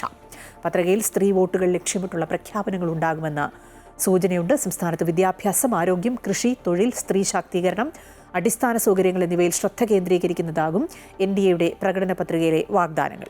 അതേസമയം ബീഹാറിൽ തെരഞ്ഞെടുപ്പ് പ്രചരണത്തിനിടെ ഉണ്ടായ വെടിവെപ്പിൽ ജൻ സൂരജ് പാർട്ടി പ്രവർത്തകൻ കൊല്ലപ്പെട്ടു. ദുലാർചന്ദ് യാദവ് എന്നയാളാണ് കൊല്ലപ്പെട്ടത്. പറ്റ്നയിലെ മൊക്കാമ മേഖലയിൽ വാഹന റാലിക്കിടെ കാറിൽ വെച്ചാണ് ഇയാൾക്ക് വെടിയേറ്റത്. വാഹന റാലി കടന്നു പോകുന്നതിനിടെ ഇരുഭാഗത്തു നിന്നും വെടിവെപ്പുണ്ടായി എന്നാണ് പോലീസ് പറയുന്നത്. JDU-നെതിരെ കടുത്ത ആരോപണം ജൻ സൂരജ് പാർട്ടി സംഭവവുമായി ബന്ധപ്പെട്ട് ഉയർത്തിയിട്ടുണ്ട്. ഏതായാലും ഈ ആരോപണങ്ങളും പ്രത്യാരോപണങ്ങൾ ഇങ്ങനെ തുടരുകയാണ്. 20 വർഷം പൂർത്തിയാക്കിയ JDU സർക്കാരിന് ഇനി അടുത്ത ഒരു ഊഴം കിട്ടുമോ, അല്ലെങ്കിൽ തേജസ്വി ഭരണം പിടിക്കുമോ എന്നുള്ളതൊക്കെ ആണ് പ്രധാനമായും ഉയർന്നു വരുന്ന ചോദ്യം.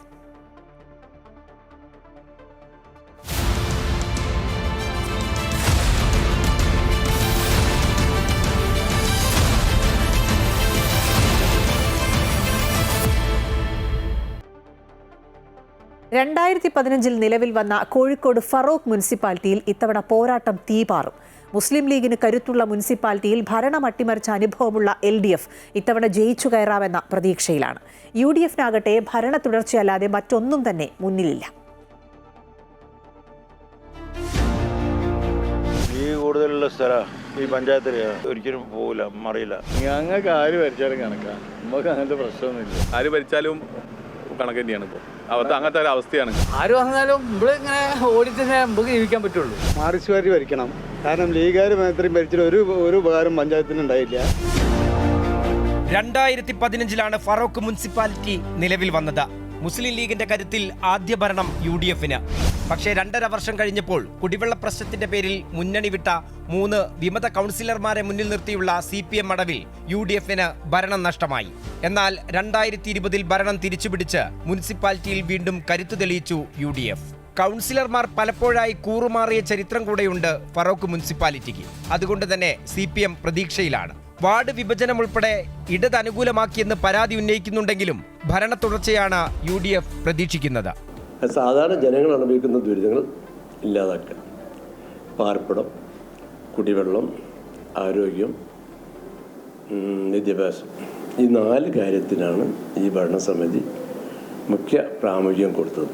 പിന്നെ 800ഓളം വീടുകൾ പാവപ്പെട്ട തലയാക്കാനില്ലാത്ത ആളുകൾക്ക് വീടുണ്ടാക്കി കൊടുക്കാൻ മനസ്സിലായി. അല്ല 600 പൂർത്തീകരിച്ചപ്പോൾ കുടിവെള്ളത്തിന് ഭയങ്കര പ്രയാസം ഉണ്ടാവില്ല. മുഖ്യമന്ത്രി ഉമ്മൻചാണ്ടി ആവുന്ന സമയത്ത് ജപ്പാൻ പദ്ധതിക്ക് ഫറോക്ക് മുനിസിപ്പാലിറ്റിയിൽ ഭരണസമിതി അവസാന കാലഘട്ടത്തിൽ തന്നു. അതുകൊണ്ട് ഏറെക്കുറെ ഫറോക്ക് മുനിസിപ്പാലിറ്റി കുടിവെള്ളം പരിഹരിക്കാൻ സാധിച്ചു.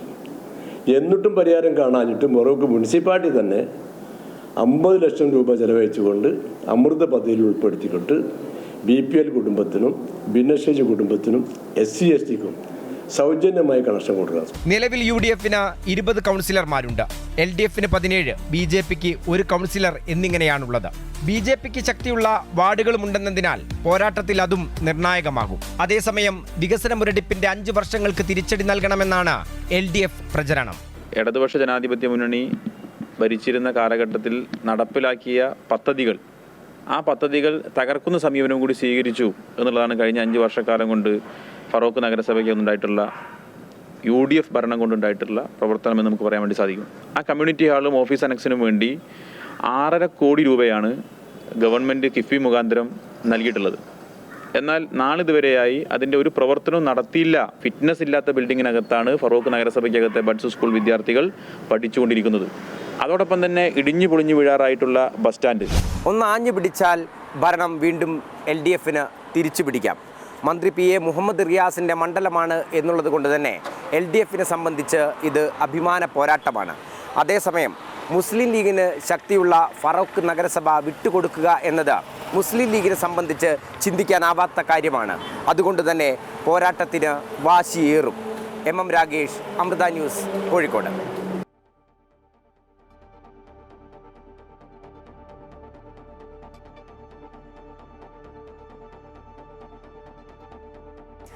വീടിന് ചുറ്റും കൃഷി ചെയ്ത് ജീവിത വിജയം കൈവരിച്ച ഒരു ചെറുപ്പക്കാരനുണ്ട് തൃശൂർ അരിമ്പൂരിൽ.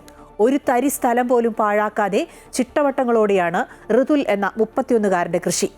വ്യത്യസ്തത പരീക്ഷിക്കുന്ന ഋതുലിൻ്റെ ഏറ്റവും പുതിയ കൃഷി കംബോഡിയൻ മുന്തിരിയാണ്.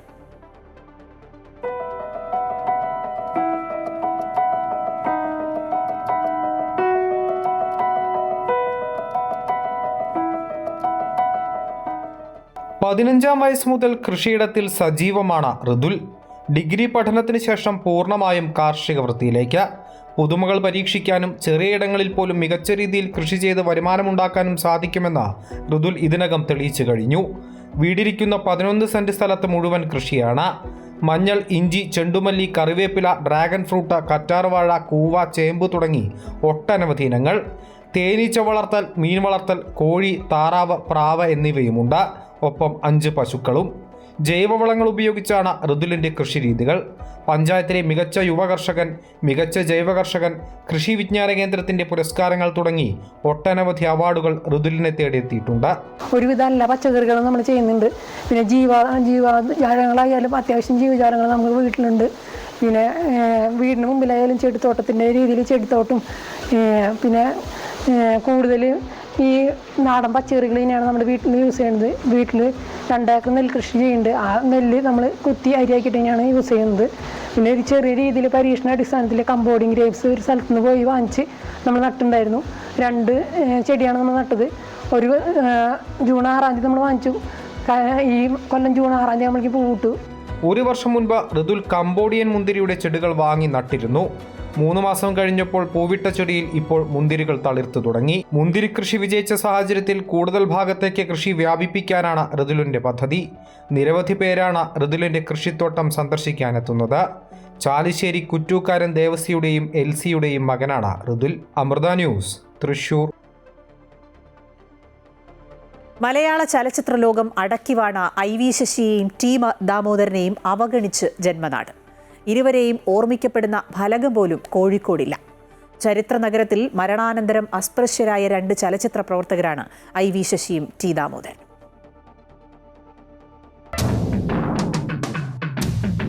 എൺപതുകളിലെയും 90കളിലെയും മലയാള സിനിമയിൽ വസന്തകാലം സൃഷ്ടിച്ച 2 പേരുണ്ട്. പ്രേക്ഷക ലക്ഷങ്ങൾ ആവേശത്തോടെ കരഘോഷം മുഴക്കിയിരുന്നത് അഭ്രപാളിയിൽ ആ 2 പേരുകൾ തെളിയുമ്പോഴായിരുന്നു. രചന ടി ദാമോദരൻ, സംവിധാനം IV ശശി. ഇരുവരുടെയും സിനിമകൾ ധാരാളം ഇറങ്ങിയിരുന്നെങ്കിലും സെല്ലുലോയിഡിലെ നിറപ്പകിട്ടാർന്നത് ആ 2 പതിറ്റാണ്ടുകളായിരുന്നു. ഇരുപ്പം വീട് ശശിധരൻ എന്ന IV ശശിയുടെയും ടി ദാമോദരൻ്റെയും ഓർമ്മകളുടെ നഷ്ടസുഗന്ധം പേറുകയാണ് ജന്മനാടായ കോഴിക്കോട്. തൊട്ടതെല്ലാം പൊന്നാക്കിയ IV ശശിയുടെ ഒരു ചിത്രം പോലും ടൗൺ ഹാളിലെ ചുമരിലില്ല. കോഴിക്കോട്ടുകാരല്ലാത്ത പ്രമുഖർക്ക് പോലും ഈ ചുമരിൽ ഇടം ലഭിച്ചിട്ടുണ്ട്. വെസ്റ്റ് ഹില്ലുകാരനായ IV ശശിയുടെ നാമത്തിൽ റോഡുമില്ല. അർദ്ധകായ പ്രതിമയെന്ന ആവശ്യം അംഗീകരിക്കപ്പെട്ടതുമില്ല. ബേപ്പൂരുകാരനായ ടി ദാമോദരനും സമാനമായി മരണാനന്തരം അവഗണിക്കപ്പെട്ട പ്രതിഭയാണ്. മാഷിൻ്റെയും ശശിയേട്ടൻ്റെയും സിനിമകൾ എന്ന് പറയുന്നത് രാഷ്ട്രീയ വിമർശനങ്ങൾ കൂടിയായിരുന്നു. അത് പല അർത്ഥത്തിലും പല ഇടതുപക്ഷത്തായാലും ശരി വലതുപക്ഷത്തായാലും രാഷ്ട്രീയക്കാരെ പൊള്ളിച്ചിട്ടുണ്ട്. അത്തരം പൊള്ളലുകൾ അധികാരം മറന്നിട്ടില്ല എന്നുള്ളത് തന്നെയായിരിക്കും ഈ ഒരു ഡിലേയുടെ, ഈ ഒരു വൈകലിൻ്റെ കാരണം. എത്ര വലിയ ആൾക്കൂട്ടത്തെയും ഫ്രെയിമിനകത്ത് സന്നിവേശിപ്പിക്കാൻ അസാധാരണ കഴിവുള്ള IV ശശി യാത്രയായിട്ട് 8 വർഷമായിരിക്കുന്നു. കരുത്തുറ്റ ഡയലോഗുകളും ഹൃദയസ്പർശിയായ മുഹൂർത്തങ്ങളും എഴുതിയൊരുക്കിയ അതികായൻ ദാമോദരൻ മാഷ് വിട്ടുപിരിഞ്ഞിട്ട് 13 വർഷവും. കലഹിച്ചും കൂട്ടുകൂടിയും ഇഷ്ടവട്ടങ്ങളിൽ സിനിമയെ മാത്രം ആത്മാവിൽ കൊണ്ടു നടന്ന 2 കോഴിക്കോടൻ ചെങ്ങായിമാർ. ക്ലാവ് പിടിക്കാത്ത ഓർമ്മകളുടെ വസന്തകാലം സൃഷ്ടിച്ച ആ അതുല്യ പ്രതിഭകൾക്ക് അമരത്വം കൽപ്പിക്കാനാവാത്തത് നന്ദികേടല്ലെങ്കിൽ മറ്റെന്താണ്? ക്യാമറാമാൻ ശ്രീജിത്തിനൊപ്പം S വിനേഷ് കുമാർ, അമൃത ന്യൂസ്, കോഴിക്കോട്. രാജ്യത്തിൻ്റെ ഉരുക്കു മനുഷ്യൻ സർദാർ പട്ടേലിൻ്റെ ജന്മദിനമാണ്. സർദാർ വല്ലഭായ് പട്ടേലിൻ്റെ 150-ാം ജന്മവാർഷികമാണ് ഇന്ന് ആഘോഷിക്കുന്നത്. ഐക്യത്തിനും അഖണ്ഡതയ്ക്കും വേണ്ടി സമാനതകളില്ലാത്ത ശ്രമങ്ങൾ നടത്തിയ ഉരുക്കു മനുഷ്യൻ്റെ ഓർമ്മയിൽ ഭാരതം ദേശീയ ഏകതാ ദിനം ആഘോഷിക്കുകയാണ്. റൺ ഫോർ യൂണിറ്റിയിൽ പങ്കെടുക്കണമെന്ന് മൻ കി ബാത്തിൽ പ്രധാനമന്ത്രിയും ആഹ്വാനം ചെയ്തിട്ടുണ്ട്.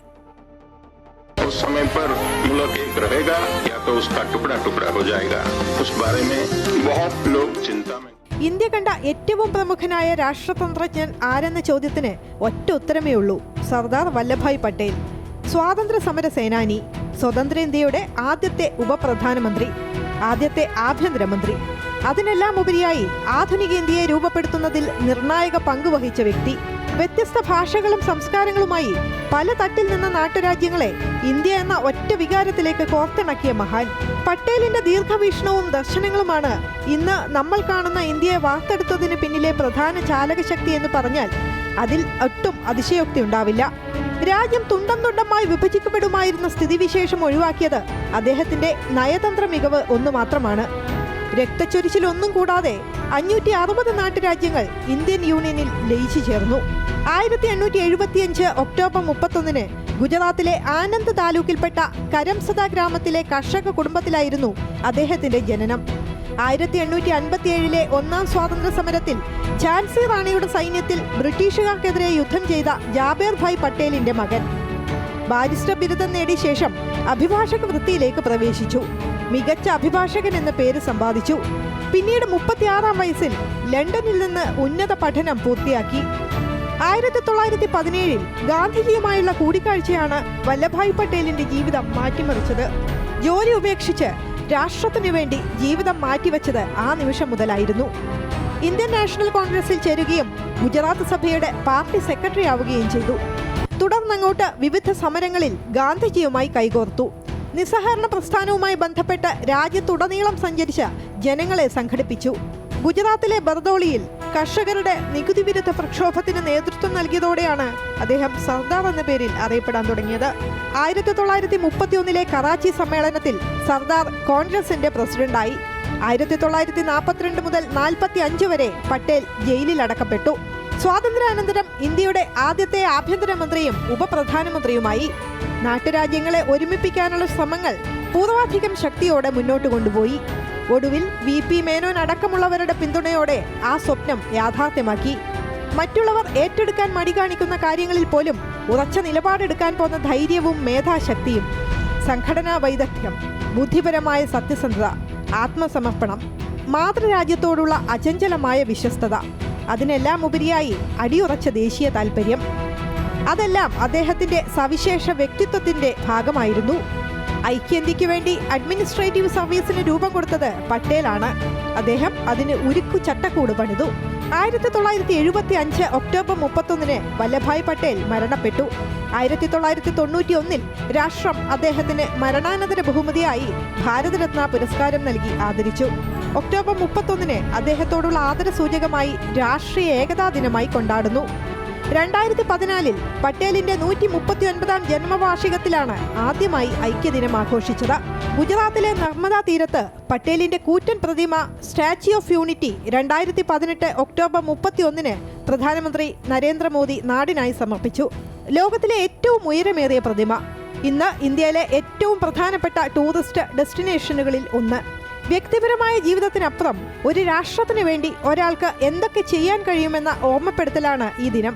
ദേശീയ ഏകീകരണത്തിന്റെ പ്രാധാന്യം യുവതലമുറയെ ബോധ്യപ്പെടുത്താനുള്ള അവസരം. ഐക്യത്തിന്റെയും സമഗ്രതയുടെയും മൂല്യങ്ങൾ അവർക്കായി പകർന്നു നൽകാനുള്ള ശ്രമങ്ങൾ നമുക്ക് തുടരാം. News desk Amrita News. ഏതായാലും സർദാർ വല്ലഭായ് പട്ടേലിന്റെ ജന്മദിനത്തിൽ അദ്ദേഹത്തിന് ആദരമർപ്പിക്കുകയാണ് രാഷ്ട്രപതി ദ്രൗപദി മുർമു. അദ്ദേഹത്തിന്റെ പ്രതിമയ്ക്ക് മുന്നിൽ രാഷ്ട്രപതി പുഷ്പാർച്ചന നടത്തി. ആഭ്യന്തരമന്ത്രി അമിത്ഷാ, ഡൽഹി മുഖ്യമന്ത്രി രേഖ ഗുപ്ത തുടങ്ങിയവരും പുഷ്പാർച്ചന നടത്തി. राष्ट्रशिल्पी सरदार हे भारत स्थान वो थे वल्लभ भाई पटेल. സർദാർ പട്ടേലിന്റെ 150ാം ജന്മവാർഷികത്തോടനുബന്ധിച്ച് ഏകതാ നഗറിലെ സ്റ്റാച്യു ഓഫ് യൂണിറ്റിയിൽ വിപുലമായ പരേഡും സാംസ്കാരിക പരിപാടികളുമാണ് സംഘടിപ്പിച്ചിരിക്കുന്നത്. പ്രധാനമന്ത്രി നരേന്ദ്രമോദി ആഘോഷ പരിപാടികളിൽ പങ്കെടുക്കും. റിപ്പബ്ലിക് ദിന മാതൃകയിലുള്ള പരേഡ്, വ്യോമാഭ്യാസ പ്രകടനങ്ങൾ, ഇന്ത്യയുടെ ഐക്യവും വൈവിധ്യവും പ്രതിഫലിക്കുന്ന കലാപരിപാടികൾ എന്നിവ നടക്കും. കേന്ദ്ര സായുധ സേനകളിൽ നിന്നും വിവിധ സംസ്ഥാനങ്ങളിൽ നിന്നുമുള്ള 16 കണ്ടീജന്റുകളും നിശ്ചല ദൃശ്യങ്ങളും അവതരിപ്പിക്കും. കൂടാതെ വിവിധ സംസ്ഥാനങ്ങളിൽ നിന്നുള്ള സാംസ്കാരിക സംഘങ്ങൾ പരമ്പരാഗത നൃത്തങ്ങളും ആയോധന കലകളും അവതരിപ്പിക്കും. ജന്മവാർഷികാഘോഷങ്ങൾക്ക് ശേഷം നാളെ മുതൽ 15 വരെ 2 ആഴ്ച നീണ്ടു നിൽക്കുന്ന ഭാരത് പർവ് 2025 ഏകതാ നഗറിൽ നടക്കും.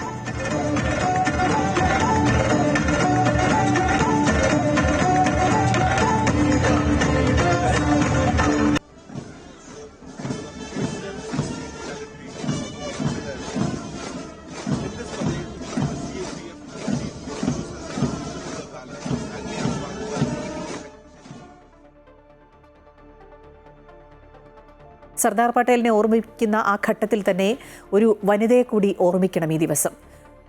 രാജ്യത്തിൻ്റെ ആദ്യ വനിതാ പ്രധാനമന്ത്രി, ലോകം കണ്ട ധീരയായ ഭരണാധികാരികളിൽ ഒരാളായ ഇന്ദിരാഗാന്ധിയുടെ ഓർമ്മകളിലാണ് രാജ്യം. ഖലിസ്ഥാൻ വിഘടനവാദത്തിന്റെ വേരറുക്കാൻ ശ്രമിച്ച ഇന്ദിരയ്ക്ക് സ്വന്തം അംഗരക്ഷകരാൽ ജീവൻ നഷ്ടപ്പെട്ടിട്ട് ഇന്നേക്ക് 41 വർഷം തികയുകയാണ്. जब मेरी जान जाएगी तो मैं कह सकती हूँ कि एक एक खून का खतरा जितना मेरा है, वो एक एक खून एक भारत को जीवित करेगा. ഇന്ത്യയുടെ ഉരുക്കുവനിതയെന്നറിയപ്പെട്ട ഇന്ദിരാഗാന്ധി പ്രധാനമന്ത്രിയായിരിക്കെയാണ് സ്വന്തം അംഗരക്ഷകരായ സത്വന്ത് സിംഗ്, ബിയാൻ സിംഗ് എന്നിവരുടെ വെടിയേറ്റ് മരിച്ചത്. സുവർണക്ഷേത്രത്തിൽ തമ്പടിച്ച സിഖ് തീവ്രവാദികൾക്കെതിരെ നടത്തിയ ഓപ്പറേഷൻ ബ്ലൂ സ്റ്റാറിനെ തുടർന്ന് ഇന്ദിരാഗാന്ധിയുടെ അംഗരക്ഷകരിൽ സിഖ് സമുദായക്കാരെ ഒഴിവാക്കണമെന്ന് ഇന്റലിജൻസ് നിർദ്ദേശിച്ചിരുന്നു. എന്നാൽ ഇന്ദിരാഗാന്ധി ഈ നിർദ്ദേശം പാലിക്കാൻ തയ്യാറായില്ല. ഇന്ദിരാഗാന്ധിയുമായി അടുത്ത ബന്ധമുള്ള ബിയാൻ സിംഗും സത്വന്ത് സിംഗും ചേർന്ന് 31 റൗണ്ട് വെടിയാണ് ഇന്ദിരയുടെ നേർക്ക് ഉതിർത്തത്. ഉറച്ച തീരുമാനങ്ങൾ എടുക്കുകയും അത് നടപ്പാക്കാനുള്ള വ്യഗ്രതയുമായിരുന്നു ഇന്ദിരാഗാന്ധിയുടെ സവിശേഷത. അതുകൊണ്ട് തന്നെയാണ് ഇന്ത്യൻ രാഷ്ട്രീയത്തിലെ ഉരുക്കുവനിത എന്ന് ഇന്ദിര അറിയപ്പെടുന്നത്. കോൺഗ്രസ് നേതാവെന്ന നിലയിലും പ്രധാനമന്ത്രി എന്ന നിലയിലും ഇന്ദിരയെ വ്യത്യസ്തമാക്കിയതും ഈ ഉറച്ച തീരുമാനങ്ങൾ തന്നെയായിരുന്നു. അടിയന്തരാവസ്ഥാ പ്രഖ്യാപനം ഇന്ദിരാഗാന്ധിയുടെ ഉറച്ച തീരുമാനത്തിന് ഒരു ഉദാഹരണമാണ്. പഞ്ചാബിൽ അകാലിദളിനെ ഒതുക്കാൻ ഭിന്ദ്രൻവാലയെ ഉയർത്തിക്കൊണ്ടുവന്ന ഇന്ദിരയ്ക്ക് അതുതന്നെയാണ് പിന്നീട് സ്വന്തം ജീവൻ നഷ്ടമാകുന്ന വിധത്തിൽ വിനയായി മാറിയതും. ഭിന്ദ്രൻവാല കോൺഗ്രസ് വിട്ട് തീവ്രവാദ പ്രവർത്തനത്തിലേക്ക് തിരിഞ്ഞു.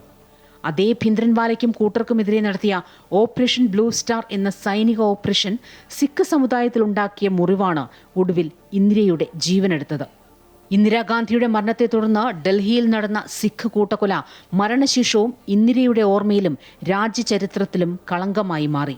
ഇന്നും സിഖ് തീവ്രവാദികളുടെ ആവശ്യമായ ഖാലിസ്ഥാൻ വാദം ഉയരുന്നു എന്നതും എടുത്തു പറയേണ്ടതാണ്. അമൃത ന്യൂസ്, ന്യൂഡൽഹി. ഇന്ദിരാഗാന്ധിയുടെ ഓർമ്മകളിലാണ് രാജ്യം. ഏതായാലും കോൺഗ്രസ് അതിവിപുലമായ പരിപാടികൾ ഇതുമായി ബന്ധപ്പെട്ട് നടത്തുന്നുണ്ട്. ഇന്ദിരാഗാന്ധിക്ക് ആദരമർപ്പിക്കുകയാണ് കോൺഗ്രസ് അധ്യക്ഷൻ മല്ലികാർജ്ജുൻ ഖാർഗെ, ഒപ്പം രാഹുൽ ഗാന്ധി, സോണിയാഗാന്ധി ഉൾപ്പെടെയുള്ളവർ.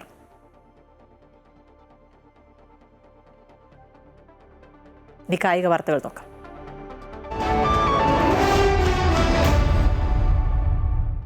വനിതാ ഏകദിന ലോകകപ്പിന്റെ ഫൈനലിൽ കടന്ന ഇന്ത്യ. സെമിയിൽ ഓസ്ട്രേലിയയെ 5 വിക്കറ്റിന് തോൽപ്പിച്ചാണ് ഇന്ത്യയുടെ മുന്നേറ്റം. സെഞ്ചുറി നേടിയ ജെമിമ റോഡ്രിഗസ് ആണ് വിജയശില്പി.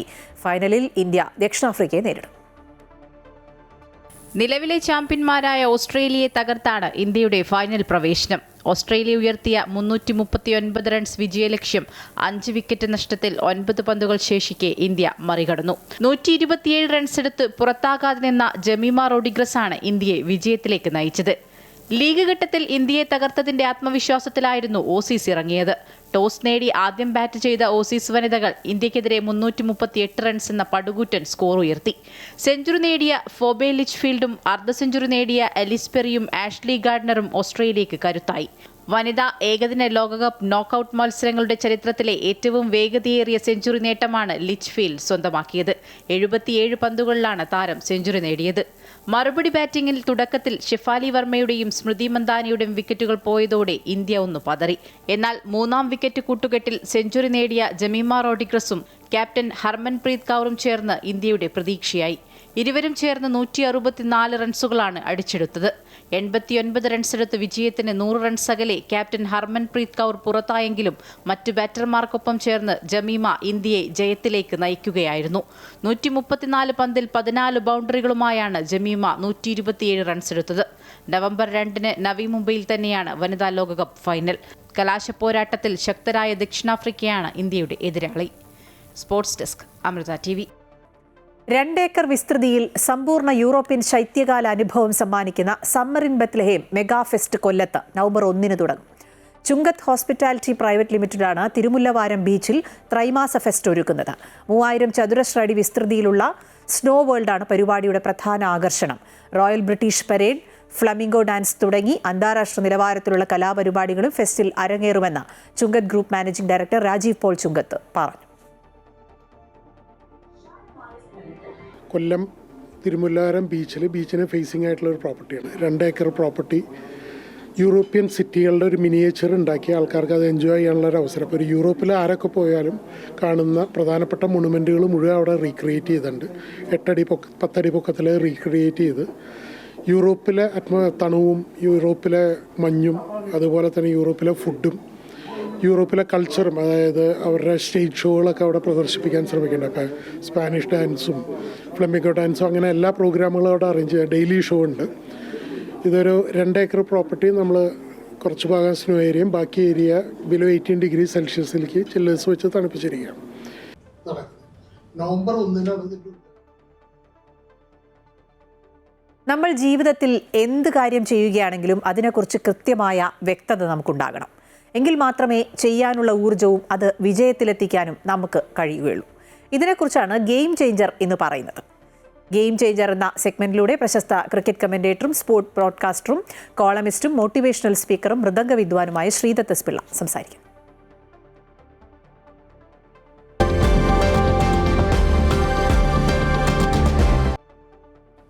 ഇന്ന് ക്രിക്കറ്റിൽ നിന്നും ഒരു എക്സാമ്പിൾ, ഒരു ചെറിയൊരു കഥ. 90കളുടെ മധ്യത്തിൽ അല്ലെങ്കിൽ 90കളിലും 2000കളിലും ആദ്യത്തെ ആ ഒരു ഫേസിലാണ് ഓസ്ട്രേലിയൻ ക്രിക്കറ്റ് ടീം. ഇപ്പോൾ 70കളിലെ 80കളിലെ വെസ്റ്റ് ഇന്ത്യൻ ടീം കഴിഞ്ഞാൽ ലോക ക്രിക്കറ്റ് ഡോമിനേറ്റ് ചെയ്തൊരു ടീമെന്ന് നമ്മൾ പറയുന്നത് ആ ഒരു ഓസ്ട്രേലിയൻ ടീമിനെയാണ്. അതിനകത്ത് they had some terrific talent. അതായത് Matthew Hayden, Ricky Ponting, Glenn McGrath, Shane Warne, ഇങ്ങനെ കുറേ ബ്രെറ്റ് ലീ, വളരെ ടാലൻറ്റഡ് ആയിട്ടുള്ള കുറേ കളിക്കാർ. പക്ഷെ അത് മാത്രമല്ല, അവർ അഡോപ്റ്റ് ചെയ്തിരുന്ന കുറേ രീതികളുണ്ട്, കോച്ചിങ് മെത്തഡോളജീസ് അല്ലെങ്കിൽ ട്രെയിനിങ് മെത്തഡോളജീസ്.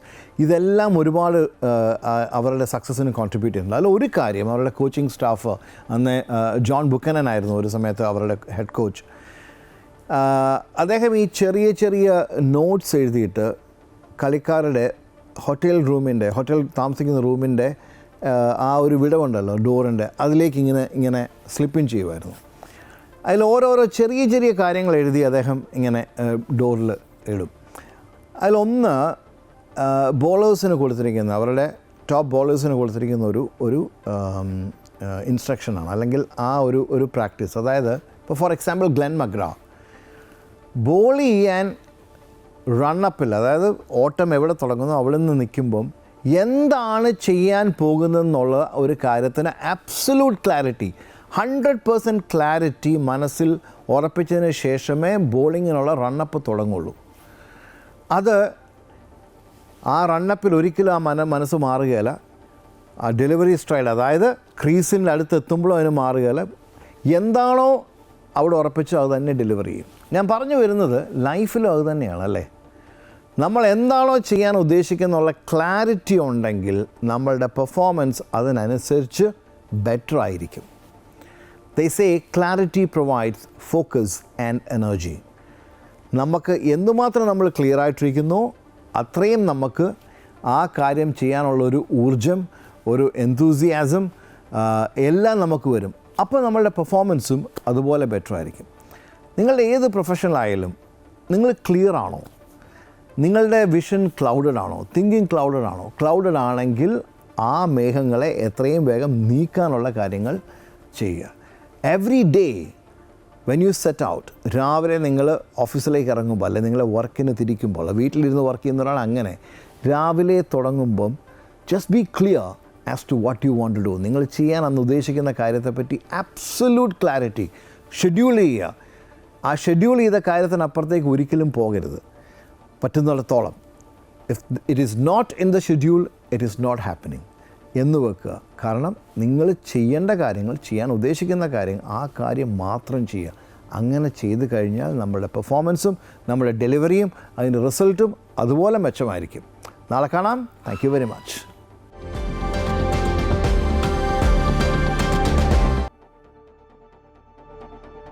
കോട്ടയം വിജയപുരം പഞ്ചായത്തിലെ ചിലമ്പ്രക്കുന്നിൽ അത്യാധുനിക രീതിയിൽ പണി പൂർത്തിയാക്കിയ വാതക പൊതുശ്മശാനം ശാന്തിപഥം പ്രവർത്തന സജ്ജമായി.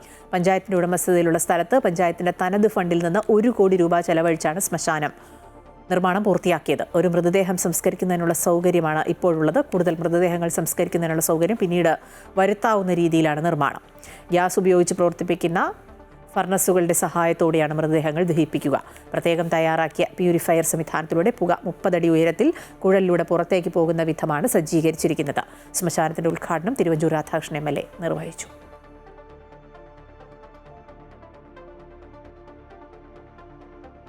സംസ്ഥാനത്ത് കഴിഞ്ഞ ഒരാഴ്ചയിൽ കൂടുതൽ ഏറ്റവും അധികം ചർച്ച ചെയ്ത വിഷയമാണ് PM ശ്രീ.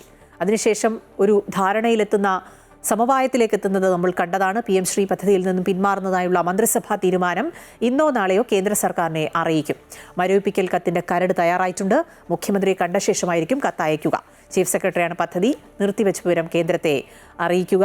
രജിത് കുമാർ ഈ വാർത്തയുടെ വിശദാംശങ്ങൾ നൽകും. രജിത്, സൂചിപ്പിച്ചതുപോലെ തന്നെ നീണ്ട ചർച്ചകൾ ഇടതുമുന്നണിയിൽ ഉണ്ടാകുന്നു. പ്രതിഷേധങ്ങൾ, പ്രതിസന്ധികൾ അതൊക്കെ മറികടന്ന് ഒരു ധാരണയിൽ മുന്നണി എത്തിച്ചേരുന്നത് കണ്ടതാണ്. അതിനുശേഷം ഇപ്പോൾ ഈ കത്തയക്കാനുള്ള തീരുമാനത്തിൽ കരട് തയ്യാറായിട്ടുണ്ട്. ഇനി കേന്ദ്ര സർക്കാരാണ് നിലപാടെടുക്കേണ്ടതല്ലേ? തീർച്ചയായും PM ശ്രീ പദ്ധതിയുമായി ബന്ധപ്പെട്ടുകൊണ്ട് നേരത്തെ സൂചിപ്പിച്ചതുപോലെ ഒരാഴ്ചയോളം നിലനിന്ന അനിശ്ചിതത്വമാണ് ഉണ്ടായിരുന്നത്. നമുക്കറിയാം LDF യോഗത്തിലടക്കം ചർച്ച ചെയ്യാതെ ഈ പദ്ധതിയുമായി മുന്നോട്ട് പോവുകയും ഒപ്പം തന്നെ മുഖ്യമന്ത്രിയും അതുപോലെ തന്നെ വിദ്യാഭ്യാസ മന്ത്രിയും മാത്രം അറിഞ്ഞുകൊണ്ട് ഈ പദ്ധതിയുമായി മുന്നോട്ട് പോകുന്ന ഒരു സാഹചര്യം വന്നതോടുകൂടിയാണ് CPI ഇതിനെതിരെ രംഗത്തേക്ക് എത്തിയത്. ഇതേ തുടർന്നായിരുന്നു തുടർച്ചയായ അനിശ്ചിതത്വം LDFിനുള്ളിൽ നിലനിൽക്കുകയും ചെയ്തിരുന്നത്. എന്നാൽ അതിനൊക്കെ ഒരു സമാപനമായതിനു ശേഷം കഴിഞ്ഞ ദിവസം നടന്ന ചർച്ചകൾക്കൊക്കെ ഒടുവിൽ അതിനൊരു സമാപനമായതിനു ശേഷമാണ് ഇപ്പോൾ ഇത് സംബന്ധിച്ച് സംസ്ഥാന സർക്കാർ ഈ PM ശ്രീ പദ്ധതിയിൽ നിന്നും പിന്മാറുന്നു എന്ന് കാണിച്ചുകൊണ്ടുള്ള സംസ്ഥാനത്തിന്റെ ഔദ്യോഗിക കത്ത് തന്നെ അയക്കാൻ തീരുമാനിച്ചിരിക്കുന്നത് കേന്ദ്രത്തിന്. അതിന്റെ കത്തിന്റെ കരടാണ് ഇപ്പോൾ തയ്യാറായിട്ടുള്ളത്. ചീഫ് സെക്രട്ടറി തന്നെ ഈ കത്തിന്റെ വിവരങ്ങൾ തങ്ങൾ ഈ പദ്ധതിയിൽ നിന്നും പിന്മാറുകയാണ് എന്നത് സംബന്ധിച്ച വിവരങ്ങൾ കേന്ദ്രത്തെ അറിയിക്കേണ്ടതുണ്ട്. അതുകൊണ്ട് തന്നെ ചീഫ് സെക്രട്ടറി തന്നെയാണ് ഈ കത്ത് അയക്കുകയും ചെയ്യുക. അടുത്ത ദിവസം മുഖ്യമന്ത്രി കരട് കണ്ടതിന് ശേഷം അനുമതി നൽകിയതിനു ശേഷം ഈ കരട് അയക്കാനാണ് തീരുമാനിച്ചിട്ടുള്ളത്. 2 ദിവസത്തിനുള്ളിൽ തന്നെ ഈ കത്ത് PM ശ്രീ പദ്ധതിയിൽ നിന്നും സംസ്ഥാന സർക്കാർ പിന്മാറുകയാണ് എന്ന് ചൂണ്ടിക്കാണിച്ചുകൊണ്ടുള്ള കത്ത് കേന്ദ്ര സർക്കാരിന് അയക്കും. അതിനുള്ള കരട് തയ്യാറായി അടുത്ത 2 ദിവസത്തിനുള്ളിൽ തന്നെ ഈ കത്ത് അയക്കാനാണ് തീരുമാനിച്ചിട്ടുള്ളത്. സംസ്ഥാനത്തിന് വേണ്ടി ചീഫ് സെക്രട്ടറി തന്നെ കത്ത് അയക്കുകയും ചെയ്യും, വിവരങ്ങൾ അറിയിക്കുകയും ചെയ്യും. എന്ത് തന്നെയായാലും CPI ഉയർത്തിക്കൊണ്ടുവന്ന ഒരു കാര്യം ഇതുമായി ബന്ധപ്പെട്ടുകൊണ്ട് സംസ്ഥാന സർക്കാർ അല്ലെങ്കിൽ LDF അല്ലെങ്കിൽ CPM എന്താണോ മുന്നോട്ട് വെച്ചത് അതുമായി മുന്നോട്ട് പോകണമെന്ന ആവശ്യം CPI ആണ് അതിശക്തമായി തന്നെ ഉയർത്തിയത്. അത് ഇപ്പോൾ സാധ്യമാക്കിയിരിക്കുന്നു. അവർ നേരത്തെ കഴിഞ്ഞ ദിവസം നടത്തിയ ചർച്ചയുടെ അടിസ്ഥാനത്തിൽ ഇപ്പോൾ പദ്ധതിയിൽ നിന്നും പിന്മാറുകയാണ് എന്ന് സംസ്ഥാന സർക്കാർ കേന്ദ്രത്തെ അറിയിക്കുകയാണ്. ശരി, രജിത് കുമാറാണ് വിശദാംശങ്ങൾ നൽകിയത്. അങ്ങനെ ഒരു കത്ത് നൽകിയാൽ കേന്ദ്രം ഈ പദ്ധതിയിൽ നിന്ന് പിന്മാറുമോ എന്നുള്ളതാണ് പ്രധാനപ്പെട്ട ചോദ്യം. അങ്ങനെ ഒരു സാധ്യത തന്നെ വളരെ വിദൂരമാണ് എന്നാണ് മനസ്സിലാക്കുന്നത്. സമൂഹ മാധ്യമങ്ങളിൽ ഇപ്പോൾ ഹസ്കി ഡാൻസ് വീഡിയോസ് ട്രെൻഡിംഗ് ആയിക്കൊണ്ടിരിക്കുകയാണ്. സെലിബ്രിറ്റീസ് ഉൾപ്പെടെ ഹസ്കി ഡാൻസ് ഏറ്റെടുത്തു തുടങ്ങി. ഹസ്കി ഡാൻസിനെ ട്രെൻഡിംഗ് ആക്കിയത് കോട്ടയം വൈക്കം സ്വദേശിയായ അർജുനാണ്. ബോളിവുഡ് നടി സമീറ റെഡ്ഡി വരെ ഹസ്കി ഡാൻസ് ട്രെൻഡിംഗ് ആക്കിയ അർജുനെ നേരിട്ട് കാണാൻ കാത്തിരിക്കുകയാണ്.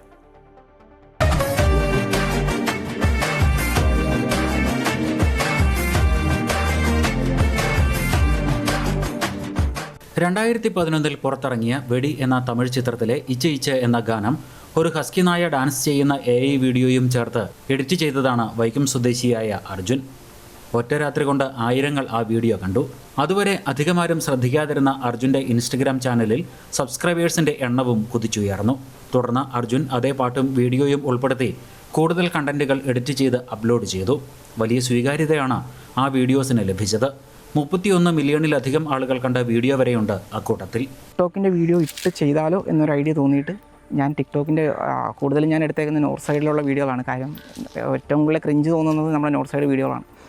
അപ്പോൾ ആ വീഡിയോ ഞാൻ എടുത്തിട്ട് ഹാസ്കിയുടെ ഡാൻസും കൂടെ ആഡ് ചെയ്ത് കറക്റ്റായിട്ട് ആ സോങ്ങും എഡിറ്റ് ചെയ്ത് ആണ് ഒരു 3 വീഡിയോയും കൂടെ ഞാൻ പുറകെ അപ്ലോഡ് ചെയ്യുന്നത്. ആ ഒരു 3 വീഡിയോസാണ് ശരിക്കും പറഞ്ഞാൽ സ്റ്റാർട്ടിങ് ഈ ട്രെൻഡിൻ്റെ ഒരു സ്റ്റാർട്ടെന്ന് പറയാം. കാര്യം ആ 3 വീഡിയോസും നല്ല മില്യൺ വ്യൂസിലാണ് ഇപ്പോൾ നിൽക്കുന്നത്. ഇച്ച ഇച്ച എന്ന ഗാനത്തിൻ്റെ സംഗീത സംവിധായകൻ വിജയ് ആൻ്റണിയും ഹസ്കി ഡാൻസിനൊപ്പം ചുവട് വെച്ച് വീഡിയോ പോസ്റ്റ് ചെയ്തു. ഇതിന് പിന്നാലെ സിനിമയിൽ ഇച്ച ഇച്ച ഗാനത്തിന് വിശാലിനൊപ്പം ചുവട് വെച്ച സമീറ റെഡ്ഡിയും ഹസ്കി ഡാൻസ് ട്രെൻഡിംഗ് ആക്കിയ അർജുനെ അന്വേഷിച്ചിറങ്ങി. Number 1 trending song, mine. But I want to know who started this husky dance. I want to meet this person. Find him for me, people. But Samira, what are you going to do when you find out? You enna panna pora? It'll have to be this only, no?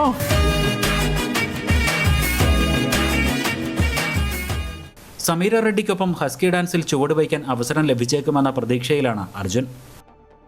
അപ്പോൾ പുള്ളിക്കാരി ഇന്ന് രാവിലെയാണ് എനിക്ക് ആ മെസ്സേജിന് reply തരുന്നത്. പുള്ളിക്കാരി പറയുന്നത് പുള്ളിക്കാരിക്ക് ഒരു കൊളാബറേഷൻ ഡാൻസാണ് പുള്ളിക്കാരി ഉദ്ദേശിക്കുന്ന രീതിയിൽ എനിക്ക് തിരിച്ച് റിപ്ലൈ തന്നിട്ടുണ്ട്. കാര്യം ഒരു കൊളാബറേഷൻ നമ്മളടുത്ത് പറയുമ്പോഴേക്കും നമ്മൾ എന്തായാലും തീർച്ചയായിട്ടും പ്രത്യേകിച്ച് ഇത്രയും ട്രെൻഡിങ്ങായി കത്തിച്ച് നിർത്തുമ്പോഴേക്കും നമ്മളും കൂടെ ഡാൻസ് കളിച്ചില്ല എന്നുണ്ടെങ്കിൽ അതൊരു മോശമല്ലേ. ദിവസവും പുതിയ husky dance videos Arjun post ചെയ്യുന്നുണ്ട്. സമൂഹമാധ്യമങ്ങളിൽ ഒരു ട്രെൻഡും അധികകാലം നിലനിൽക്കില്ലെന്ന് അറിയാവുന്ന അർജുൻ ഉടൻ തന്നെ ഹസ്കിയെ ഉൾപ്പെടുത്തി പുതിയ കണ്ടന്റുകൾക്കായുള്ള തെരച്ചിലിലാണ്. അമൃത ന്യൂസ്, കോട്ടയം. ഈ റിപ്പോർട്ടോടെ ഗുഡ് മോർണിംഗ് കേരളം പൂർണ്ണമാവുകയാണ്. നേരത്തെ സൂചിപ്പിച്ച പല വാർത്തകളുടെയും അപ്ഡേഷൻസ് അടുത്ത മണിക്കൂറുകളിൽ വരും. കൂടുതൽ വാർത്തകൾ അമൃത ന്യൂസ് യൂട്യൂബ് ചാനലിൽ കാണാം. എല്ലാ പ്രിയപ്പെട്ട പ്രേക്ഷകർക്കും ഒരു നല്ല ദിവസം ആശംസിക്കുന്നു.